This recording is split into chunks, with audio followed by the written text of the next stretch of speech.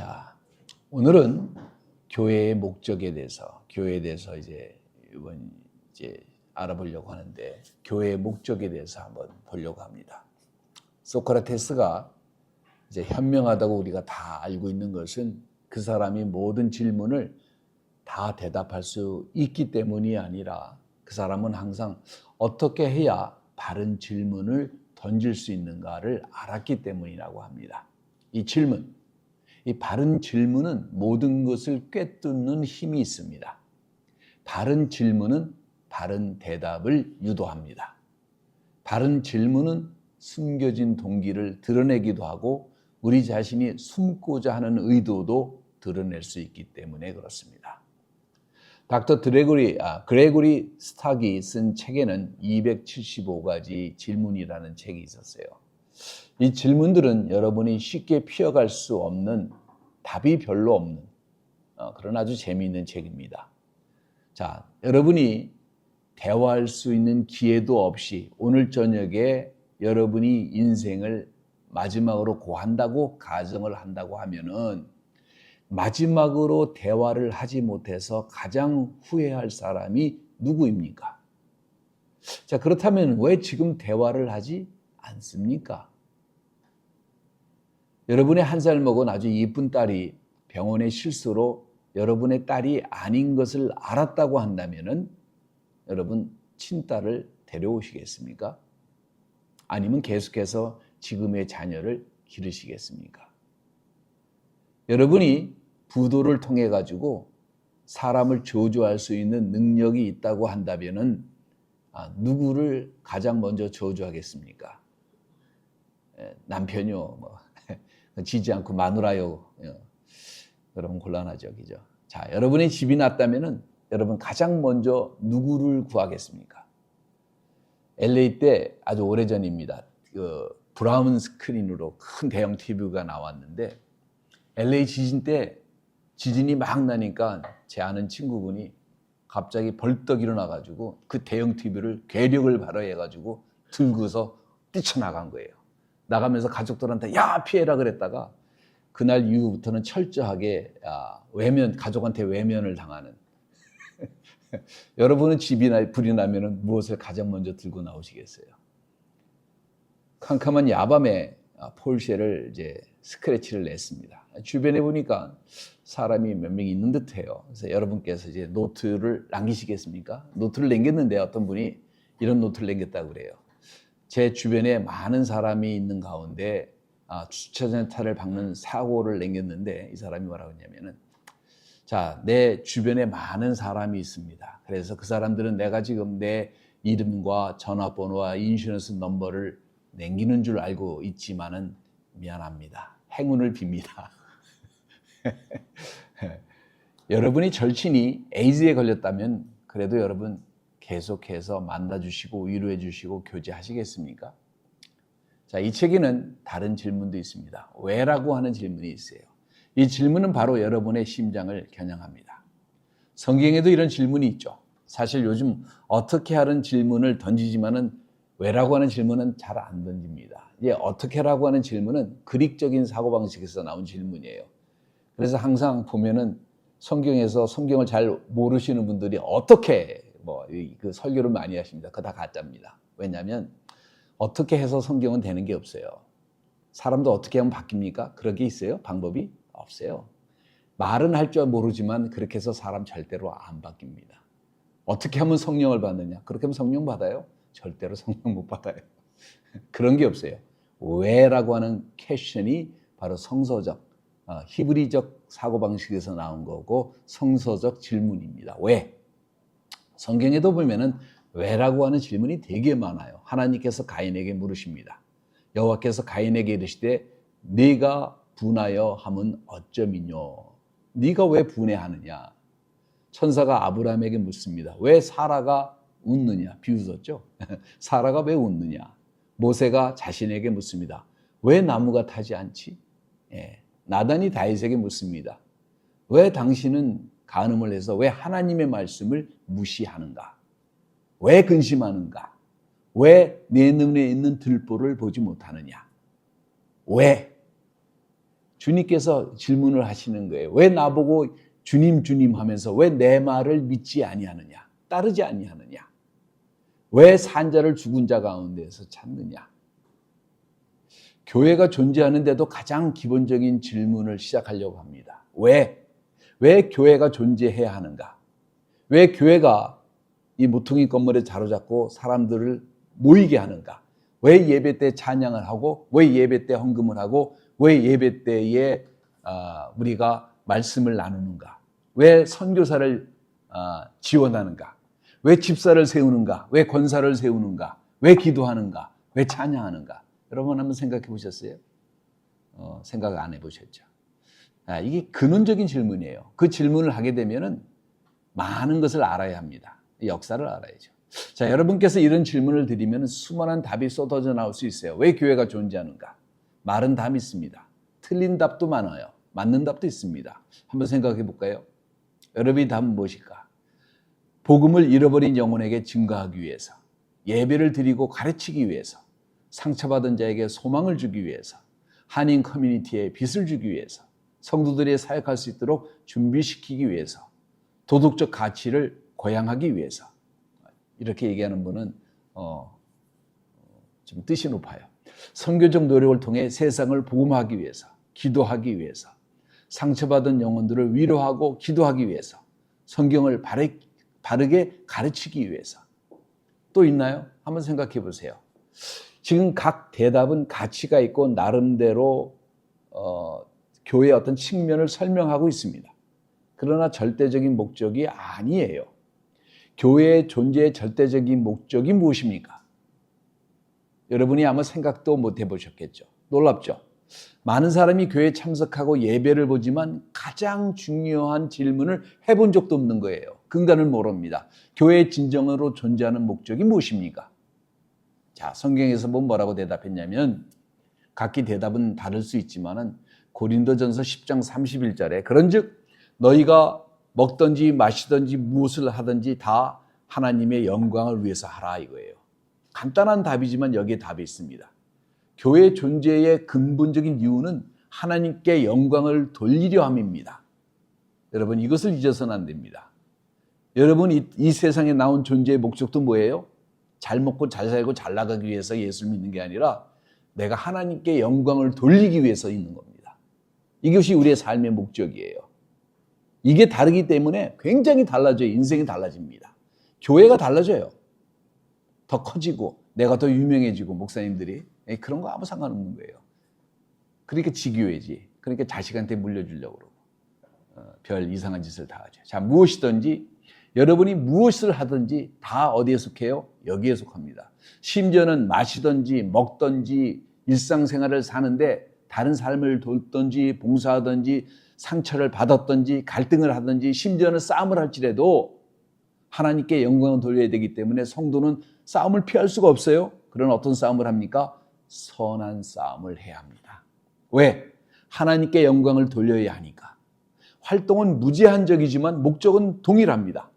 하나님께 영광을 돌리는 것입니다. 좀 더 볼까요? 자, 무엇을 하든지 여러분이 남성이든지 여성이든지 어른이든지 아이일지라도 어떤 상황일지라도 어떤 법적인 문제가 있든지라도 여러분이 뭐 시민권이 있든지 영주권이 있든지 불법으로 지금 불법이 오버스테이 변호사가 그러더라고. 가가지고 누구 통역해 주는데 오버스테이지 불법이 아니래. 그래서 그 말이 참 멋있더라고. 오버스테이 하든지 모든 목적은 누구에게? 주님께 영광을 돌리는 것입니다. 고린도전서 6장 19절에 너희 몸은 너희가 하나님께로 받은 바 너희 가운데 계신 성령의 전인 줄을 알지 못하느냐? 너희는 너희 것이 아니니라 이렇게 말씀하십니다. 여러분 이 구절을 아십니까? 이것이 왜 주님께서 여러분에게 다음 것을 요구하시는 동기가 됩니다. 고린도전서 6장 20절에 값으로 산 것이 되었으니 그런즉 너희 몸으로 하나님께 영광을 돌리라 그거예요. 우리가 거듭난 것 같지만은 하나님의 피로 거듭난 사람들이에요. 값으로 샀습니다, 하나님이. 그러니까 너희 몸으로 하나님께 영광을 돌리라고 요구하시는 그 요구는 굉장히 정당합니다. 주님께서 우리의 몸으로도 영광을 돌리라고 요구하십니다. 우리의 몸은 하나님과 원수된 거예요. 타락된 것입니다. 그럼에도 불구하고 우리의 몸으로도 영광을 돌리라고 요구를 하십니다. 로마서 15장 5절과 6절에 이제 인내와 안위의 하나님이 너희로 그리스도 예수를 본받아 서로 뜻이 같게 하여 주사 6절 한 마음과 한 입으로 하나님 곧 우리 주 예수 그리스도의 하나님께 영광을 돌리게 하노라 이렇게 얘기합니다. 성경은 이런 요구로 아주 가득합니다. 우리의 존재의 근간은 주님께 영광을 돌리려 함입니다. 교회의 존재도 오늘 여러분이 하시는 사업의 존재도 직업의 존재도 커뮤니티의 존재도 주님이 이 모든 것을 창조하신 목적이 단 한 가지밖에 없습니다. 주님께 영광이에요. 교회의 목적이 더 사이즈가 커지고 더 많은 성도를 배양하는 것, 대형교회를 성장시키는 것 이런 것이 아닙니다. 대형교회가 되는 것, 1년 안에 교회의 출석을 배가시키는 것, 다른 교회가 부러워하는 교회가 되는 것, 다른 교회의 본이 되는 것, 그래서 내 목소리가 커지는 것 이런 거 절대로 아닙니다. 교회라고 하는 것은 하나님께 영광을 돌리려 존재합니다.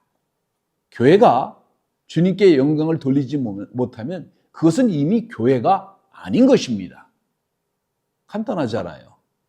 요새 한국의 가나안 교회, 안나가 교회입니다. 제일 큰 교단. 가나안 교인이 전체 교인의 3분의 1이 넘는다고 그래요. 왜 안 나가요? 교회가 하나님께 영광을 돌리는 것을 보지 못했기 때문에 사람들이 빠져나가는 거예요. 무서운 얘기입니다. 주님이 영광을 받지 못하시면은 얼마나 성장했는가, 이게 무슨 의미가 있어요? 다른 목적을 생각할 수도 있습니다. 주변 사람들에게 좋은 인상을 주고 좋은 설교를 하고 좋은 음악을 제공하고 좋은 성경 교재를 제공할 수도 있는 것이 교회라고 생각하기도 합니다. 그래서 유명한 교회도 많아요. 아닙니다. 절대로 아닙니다. 이거는요, 교회의 존재 목적 자체가 잘못된 거예요. 중요합니다. 그러나 그것이 메인 목적은 아니에요. 주님께서 영광받지 못하시면 모든 것이 다 허사합니다. 우리의 목적은 오직 하나, 주님께 영광입니다. 여러분 스스로 자문하십시오. 왜 교회에서 봉사를 합니까? 나는 왜 네라고 대답합니까? 나는 왜 동의합니까? 나는 왜 친교합니까? 나는 왜 헌신합니까? 왜 헌금을 드립니까? 왜 때로는 교회 일로 가슴을 아파하고 왜 교회에서 회의를 합니까? 자, 왜 눈물을 흘리면서 때로는 열심을 내립니까? 왜? 여러분, 내 주장, 내 뜻을 교회에서 이루는 것이 왜 이렇게 중요합니까? 내가 원하는 것을 하려고 내가 지금 교회에 나온 것이 아니잖아요. 하나님께 영광을 돌리려 우리는 교회 갑니다. 데살로니가 후서 1장 11절부터 12절에 이러므로 우리도 항상 너희를 위하여 기도함은 우리 하나님이 너희를 그 부르심에 합당한 자로 여기시고 모든 선을 기뻐함과 믿음의 역사를 능력으로 이루게 하시고 우리 하나님과 주 예수 그리스도의 은혜대로 우리 주 예수의 이름이 너희 가운데서 영광을 얻으시고 너희도 그 안에서 영광을 얻게 하려 함입니다. 이렇게 얘기하십니다. 여러분은 지금 주님께 영광을 돌리고 계십니까? 그렇다면 여러분도 그 주변 안에 있는 사람들뿐만 아니라 여러분 자신도 영광을 받게 됩니다. 여러분이 주님께 영광을 돌리면 주변 사람들에게도 영향을 미치게 되고 여러분의 신앙의 모델로 삼을 수도 있고 주님께 영광을 돌리는 결과를 가져온다는 사실입니다. 이건 부속물이에요. 주님의 가르침입니다. 마태복음 5장 16절에 이와 같이 너희의 빛을 사람 앞에 비추게 하여 저희로 너희 착한 행실을 보고 하늘에 계신 너희 아버지께 영광을 돌리게 하라 하십니다. 여러분이 진정으로 하나님께 영광을 돌리고 있다고 한다면 다른 사람들이 알게 모르게 보고 알고 판단합니다. 그리고 돌아서서 어떻게 해요? 여러분께 영광을 돌리는 게 아니라 하나님께 영광을 돌리게 돼 있습니다. 이것이 뭐냐면 연쇄 반응으로 나타나는 겁니다. 이것이 새롭게 들립니까? 웨스트미니스터리의 그 교리 문답을 보면은 사람의 최종적인 목적은 어디에 있다? 하나님께 영광을 돌리는 데 있다고 고백을 합니다. 자, 그럼 영광이 뭡니까? 그 영광이라는 것을 우리가 설명하기가 참 쉽지가 않아요. 근데 성경에서 보니까 두 가지로 설명한 건데 첫 번째는 뭐냐면은 빛으로 나타납니다. 이 빛은 하나님의 임재 때에 나오는 아주 밝고 빛나는 빛 같은 것인데 이거를 말로 설명할 수가 없었어요. 예전에 어느 집회 가서 보는데 저쪽에서 보니까 빛이 반짝하는 것처럼 제 눈에 그렇게 보인 거예요. 반짝하면서 팍 터지는데 거기 있는 사람들의 한 4, 50명이 쓰러지는 것을 봤는데 뭐 그런 빛인데 그걸 어떻게 설명하겠어요? 출애굽기 40장 34절에 그 후에 구름이 회막에 덮이고 여호와의 영광이 성막에 충만하매 이랍니다. 그 빛이 어떤 것인지 상상하고 봐도 인간의 단어로는 설명할 수가 없습니다. 그러나 그곳에는 분명한 것이 뭐냐면 하나님의 임재가 있다는 것입니다. 히브리 사람들은 이것을 알고 있었어요. 그분은 광야에서 자신을 계시하셨습니다. 불기둥과 구름기둥으로. 그러나 장막이 완성되자마자 하나님의 임재가 그 지성소에 머물기 시작을 하는데 이것을 우리가 셰카나이라고 얘기를 합니다. 이 빛에 노출되면은 죄 많은 사람은 죄인은 그 자리에서 죽습니다. 왜? 하나님의 거룩한 영광이 인간의 죄악과 충돌하기 때문에 그래요. 그래서 아무나 지성소에 들어갈 수가 없고 하나님이 허락하셨을 때에 대제사장이 어린 양의 피를 가지고 1년에 단 한 차례만 허락받은 가운데 들어갈 수가 있었습니다. 경이로운 그 자체예요. 이 단어는 이 땅의 어떤 언어로 설명될 수가 없는 것입니다. 자, 두 번째는 고린도전서 15장 39절과 42절에 볼 수 있는데 육체는 다 같은 육체가 아니니 하나는 사람의 육체예요, 하나는 짐승의 육체예요, 하나는 새의 육체예요, 물고기의 육체라. 하늘에 속한 형체도 있고 땅에 속한 형체도 있으나 하늘에 속한 자의 영광이 따로 있고 땅에 속한 자의 영광이 따로 있으니 해의 영광도 다르고 달의 영광도 다르고 별의 영광도 다른데 별과 별의 영광이 다 다르다라고 얘기를 합니다. 자, 별자리의 영광도 다르고 해도 빛이 달과 빛이 다르잖아요. 자, 그러나 교회의 존재나 인간의 존재의 이유는 이런 영광으로는 나타낼 수가 없습니다. 교회의 존재의 목적은 영광을 나타내는 것인데 이 뜻은 뭐냐면 증가시키는, 상승케 하는, 빛을 발하는 영광을 나타내는 것을 말합니다. 증가시킨다는 뜻이 있습니다. 그렇다면 하나님께서 영광을 돌린다는 말은 높인다, 우리는 낮아진다, 이 뜻이 포함되는 것이에요. 그분의 지혜와 그분의 능력을 찬양하는 것을 말합니다. 그래서 심레온이 뭐라고 이렇게 얘기를 해요? 요한복음 3장 30절에 그는 흥해야 되겠고 나는 쇠하여야 하리라. 단지 우리가 반딧불 정도라고 한다면 예수님은 햇빛이고 심레온이 단지 소리라고 한다면 예수님은 말씀이라고 하는 사실이에요. 그래서 뭐냐면은 구약 성경에서 보면은 성경에서 보면은 왜 요한이 먼저 나타납니까? 소리가 먼저 나타나죠. 그 다음에 말씀, 그 뜻이 나타납니다. 그거 마찬가지로 침례 요한이 먼저 나타나고 말씀이 있는 거예요. 근데 누가 먼저 있어요? 말씀이 먼저 있어요. 여러분도 마찬가지예요. 하려는 말이 먼저 있고 그 다음에 소리로 나타나는 것처럼 말씀이 먼저 계신 거예요. 그런 겁니다. 자, 그래서 구약에서 보면 예수님을 뭐라고 표현했냐면 게바라고 표현을 합니다. 이 게바라고 하는 단어는 영어로 얘기하면 Mighty God Man입니다. Mighty God Man. 사람이 어떻게 전능한 사람이 있을 수가 있어요. Mighty God Man. 전능한 하나님의 사람, 전능한 하나님 사람 이런 말이에요. 메시아라고 하는 소리입니다. 그는 스스로 자진해서 하나님의 영광의 몸을 버리시고 하찮은 인간의 육체를 입으셨습니다. 형상이 다르잖아요. 영광의 형상이. 이게 엄청난 사건인데 사람들은 이 자체의 의미조차도 생각하지도 못하고 이것이 얼마나 대단한 일인지 희생인지 깨닫지 못하는 경우가 너무나 많아요. 자, 하나님께서는요, 하나님의 영광의 몸을 버리시고 인간의 아주 하찮은 이 땅에 있는 인간의 몸을 입고 이 땅에 오셨습니다. 자, 그리고 스스로 자진해서 하나님께서 우리에게 자신의 몸을 다 들이신 분입니다. 자, 요한은 자신의 존재에 대해서 바리새인들에게 질문을 받고 이렇게 대답하는 장면이 나옵니다. 요한복음 1장 23절에 24절에 27절에 또 말하되 누구냐? 우리를 보낸 이들에게 대답하게 하라. 너는 내게 대해서 뭐라고 하느냐? 넌 누구냐? 요한에게 물어보는 거예요. 왜냐하면 이제 바리새인이나 사두개인 높은 사람들이 사람들을 보내가지고 알아보는 거예요. 이 사람이 누군가. 가로되 나는 선지자 이사야의 말과 같이 주의 길을 곱게 하라고 광야에서 외치는 자의 소리로다. 저희는 바리새인이 보낸 자라.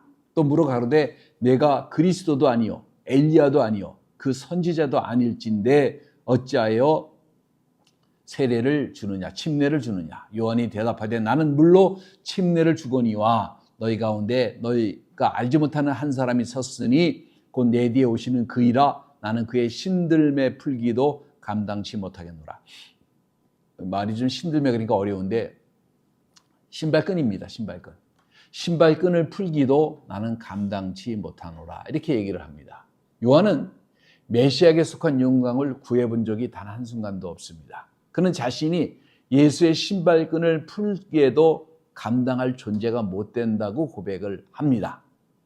이런 사실들은 우리를 더 깊은 곳으로 인도합니다.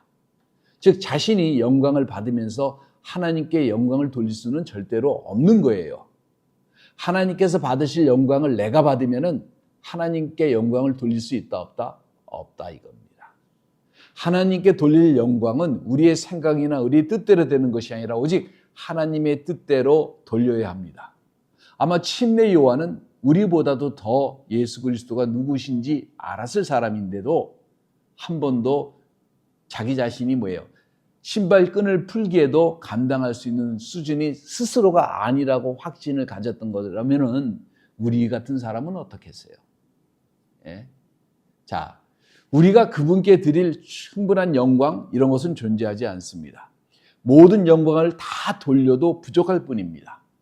그래서 성도는 기쁠 때나 슬플 때나 고난의 때나 승리의 때나 심지어는 패할 때에도 성도의 패배는 아름다워야 됩니다. 왜?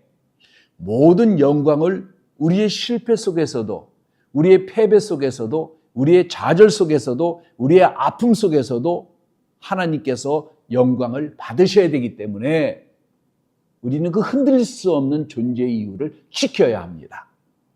왜? 모든 영광을 그분에게 돌려야 하기 때문에. 자, 그럼 그분이 언제 영광을 받으셔야 합니까? 내 위치가 불안해도 그분의 뜻을 찾음으로 그분께 영광을 돌려야 합니다. 결정을 내릴 때 그분의 인도하심과 말씀에 따라 함으로 영광을 돌려야 됩니다. 직장을 찾을 때, 집을 찾을 때, 차를 살 때에 그분의 영광이 먼저입니다.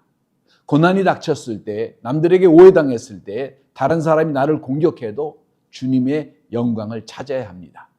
교육을 받을 때에도, 학업을 추구할 때에도, 계획을 세울 때에도, 승리할 때에도, 심지어는 패배할 때에도, 꿈을 포기할 때에도, 그 꿈이 성취될 때에도, 내 권리를 위해서 싸우는 것을 포기할 때에도 그 뒷문에서는 하나님의 영광이 나타날 수 있도록 해야 됩니다. 왜? 우리의 존재가 그분의 영광을 위해서 사는 것이기 때문에 그래요. 자, 한번 안에서 생각을 해보겠습니다. 공중의 삶 안에서 사람들이요, 공중의 삶 안에서는 말을 그럴듯하게 하고 행동을 그럴듯하게 합니다. 그러나 개인의 삶 안에서 이게 중요한 거예요. 혼자 있을 때에도 나에게 도전하는 것이나 기쁘게 하는 것이나 집 안에서도 집 밖에서도 교회 안에서도 사업 안에서도 학교 안에서도 나라 안에서도 회사 안에서도 여행 중에도 수업 중에도 시험 중에도 연구 중에도 학점을 받는 중에도 그분의 영광을 생각해야 합니다. 만약에를 한번 생각해 보겠습니다. 사랑하는 사람이 함께 있어도 떠난다 할지라도 내 사업이 성공해도 실패해도 변경돼도 상관이 없습니다. 그분에게 영광을 돌려야 합니다. 내가 죽고 싶을 정도로 힘들어도 내가 정말 다른 사람이 미워도 그래도 하나님께 영광을 돌려야 합니다. 왜? 영광을 위해서 내가 싸우는 것도 영광을 위해서 싸우는 것이지 나의 승리를 위해서 싸우는 게 아니에요. 나의 욕심을 위해서 사는 게 아니기 때문에 그렇습니다. 목사라고 한다면 더욱 그럴 것이고 집사라고 한다면 평신도라고 한다면 모든 힘을 불구하고 예수를 구주로 영접했다고 한다면 하나님의 영광만을 생각해야 옳습니다. 그럼 어떻게 하시겠습니까? 결과는 세 가지만 생각해야 됩니다. 항상 먼저 생각해야 됩니다. 내가 지금 이 순간에 하나님께 영광을 돌리고 있는가? 하나님께서 영광을 받으시고 있는가? 자신과 겸하여 하나님을 섬길 수가 없습니다. 예수님의 인생은 한마디로 간단합니다. 요한복음 17장 4절에 아버지께서 내게 하라고 주신 일을 내가 이루어 아버지를 이 세상에서 영화롭게 하였사오니, 아버지께서 내게 주신 일을 통해서 내가 아버지께 영광을 돌려서 이 세상에서 아버지를 영화롭게 하는 것이 예수님의 삶이었고 우리의 삶도 이와 같아야 합니다. 아버지를 영화롭게 하신 것 같이 아들도 그래서 영광을 받으십니다. 어디서 영광을 받으셨어요? 여러분이 깜짝 놀랄 얘기지만 십자가에서 영광을 받으십니다. 고난을 통해서 받으십니다. 그렇다면 우리가 와닿는 것이 있습니다. 우리도 하나님께 영광을 돌리려고 한다면 반드시 따르는 것이 있습니다. 그것이 뭐냐? 고통입니다. 고난입니다. 왜? 내 뜻과 내 목적으로 말하지 않고 행동하지 않을 때가 나타날 때가 바로 이때이기 때문에 그래요.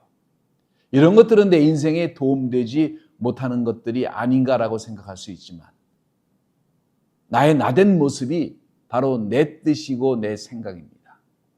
이런 것은 십자가에 다 못 받고 말은 좋은데 행동으로 따르기는 엄청난 고통이 따를 수밖에 없는 것이 바로 이 순간입니다.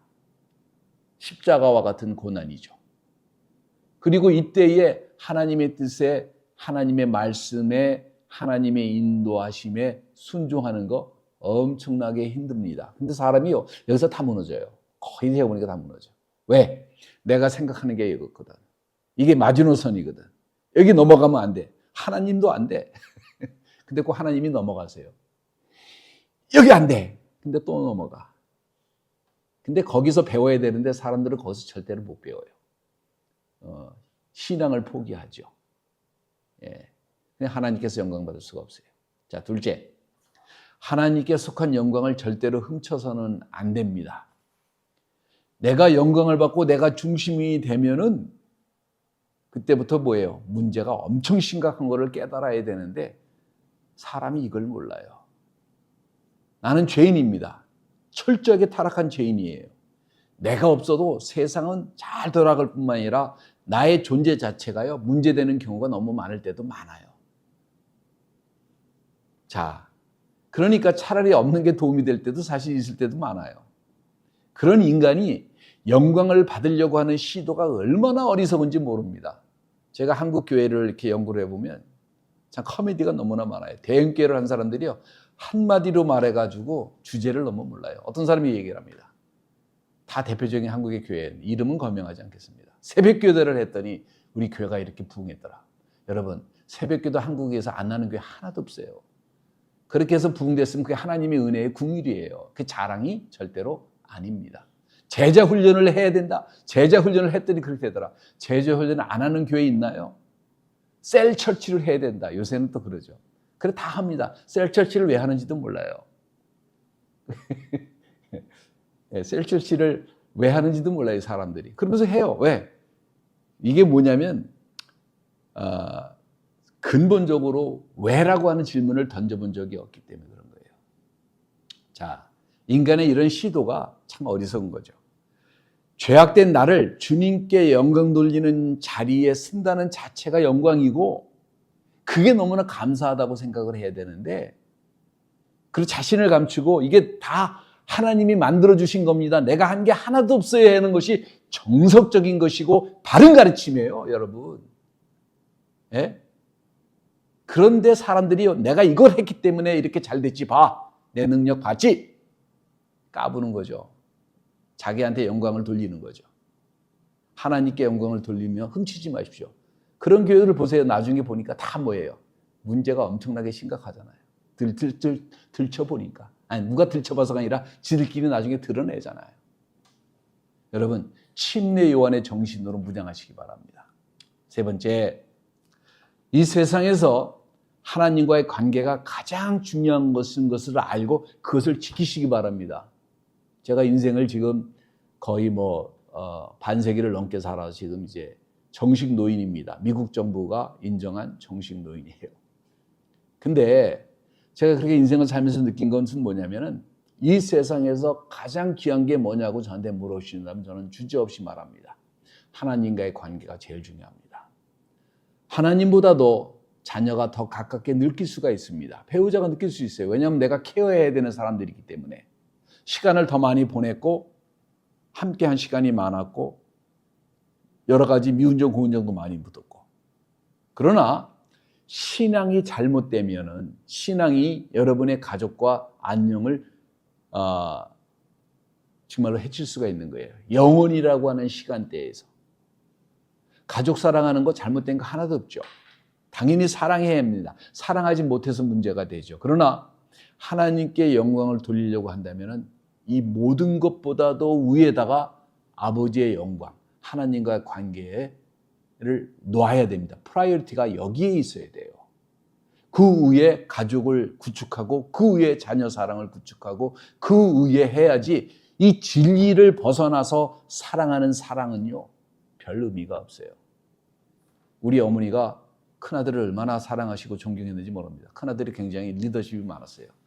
미국에서 목회를 한다는 소리를 듣고 도성사에 올라가셔서 등을 다루셨어요. 우리 아들 목회 잘하게 해달라고. 사랑입니다. 사랑인데 진리에 기반하지 않는 그 사랑은요 의미가 없는 거예요. 이런 거와 똑같은 거예요. 의미가 없는 거예요. 자신을 부인하는 것 어려운 일입니다. 내가 소중하게 생각하는 것도 주님 위에 있을 수가 없습니다. 아무리 소중하게 생각해도 말씀보다 하나님보다 위에 있어서는 안 됩니다. 우리는 쇠해야 되고 주님은 승해야 합니다. 우리 가정에서도 우리 직장에서도 교회에서도 내가 살아가는 모든 관계에서도 내가 아니라 그리스도가 중심이 돼야 됩니다. 근데 제일 피곤한 사람이 어떤 사람이냐면 이걸 말로 떠드는 사람이에요. 행동은 아닌데 되게 피곤합니다. 이렇게 해서는 안 돼요. 조용하게 중심에서 그것이 나타나는 게 보여야 합니다. 그분을 나타내기 위해서 살아가는 모습이 나타나야 됩니다. 근데 이게 언제 가장 잘 나타나요? 중요한 결정을 내릴 때.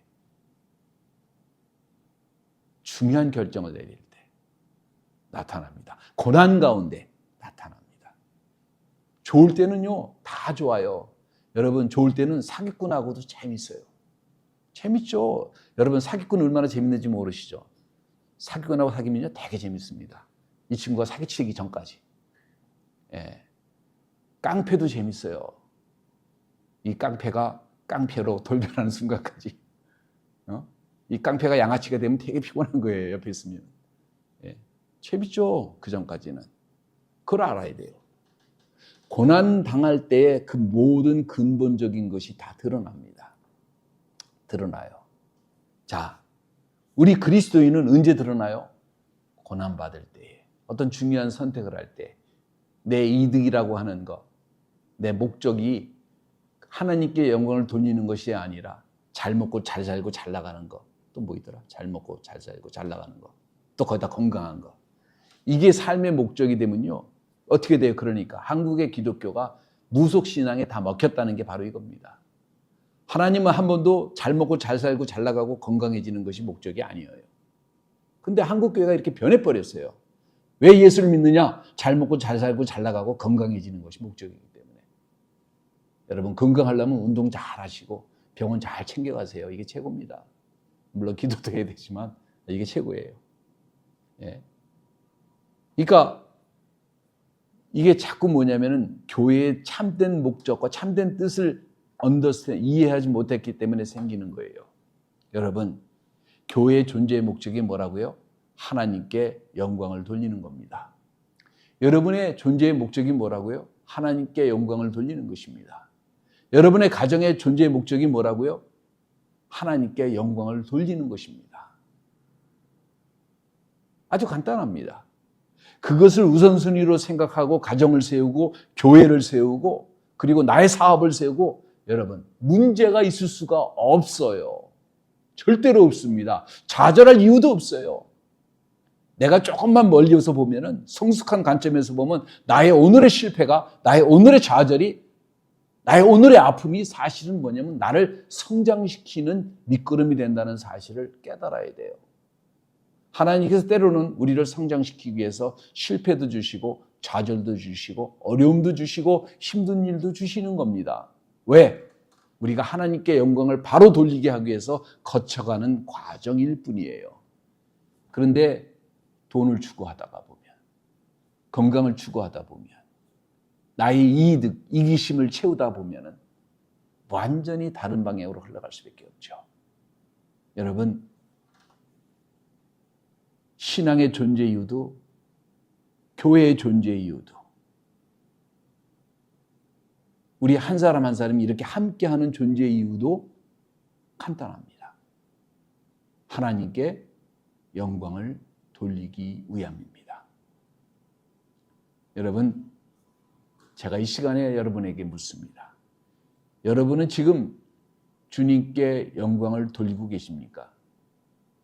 주님을 항상 두 번째로 사랑하시는 분이 이 크리스찬 커뮤니티 안에 너무너무 많아요. 이 모든 것을 더해 주시면 그러면 주님 따르겠습니다. 사랑합니다. 그러나 이 모든 것을 더해 주시면 이것이 항상 조건으로 붙어요. 주님은 항상 우리에게 먼저 그 나라와 그 의를 구하라. 그리하면 이 모든 것을 더하시리라 그랬는데 항상 우리는 이 모든 것을 더하시는 것이 포커스가 됐어요. 여러분 스스로 오늘 이 시간에 한번 반문해 보시기 바랍니다. 여러분은 하나님의 영광을 추구하고 계십니까? First priority로, 가장 우선순위로 그분의 영광을 찾고 계십니까? 기도하겠습니다. 주님, 감사와 찬송과 영광을 아버지 앞에 돌립니다. 저희 각 개인의 삶이, 저희 가정의 삶이, 우리 믿음의 커뮤니티의 삶이, 우리가 기도하는 목적이, 우리가 함께 서 있는 이 목적이 그리스도께 영광을 돌리고 있습니까? 주님, 우리들의 삶을 통해 아버지께서 영광을 받으시고 계십니까?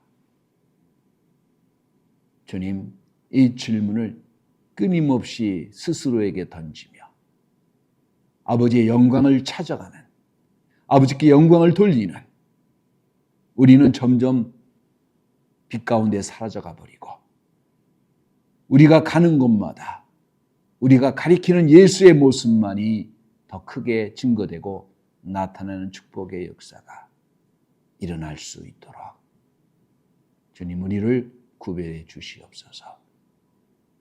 우리를 그렇게 사용해 주시옵소서. 아니 우리가 그런 사람들이 다 되어 그 빛 가운데 동화되는 역사가 나타나게 하옵소서. 감사와 찬양을 아버지께 돌리며 예수 그리스도의 이름으로 기도합니다.